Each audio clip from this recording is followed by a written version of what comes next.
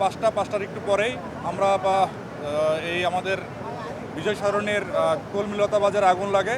আমরা আমাদের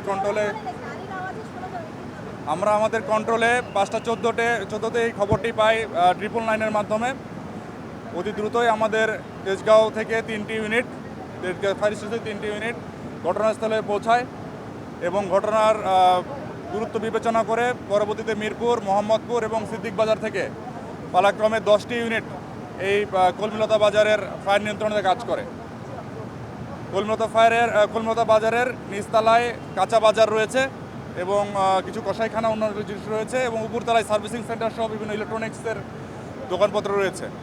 fire fighter এবং স্থানীয় জনতার সহায়তায় আমরা 7টার সময় ফায়ার নিয়ন্ত্রণে সক্ষম হই এবং সবচেয়ে গুরুত্বপূর্ণ বিষয় যেটি, এই কলমিলতা বাজারের পাশেই কিওর স্পেশালাইজড হসপিটাল ছিল, সেখানেও ফায়ার ফাইটার এবং স্থানীয় জনতার সহায়তায় আমরা ফায়ারটা যাতে ওই এলাকায় না যায় এবং আমরা নিয়ন্ত্রণে রাখতে সক্ষম হই।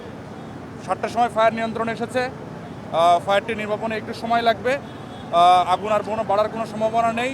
ক্ষয়ক্ষতির পরিমাণ এখনও অ্যাসেস করা সম্ভব হয় নাই। আমরা এখনও ফায়ার ফাইটিং নিয়ে কাজ করছি। সূত্রপাতের বিষয় এবং ক্ষয়ক্ষতির বিষয়টি পরবর্তীতে তদন্ত সাপেক্ষে জানানো যাবে। 5:14-তে 999-এর মাধ্যমে আমাদের কাছে খবর আসে এবং 5:20-এ আমাদের প্রথম ইউনিট এখানে পৌঁছায়। প্রথম ইউনিট মানে প্রথম ফায়ার স্টেশন থেকে 3টা ইউনিট এখানে পৌঁছায়।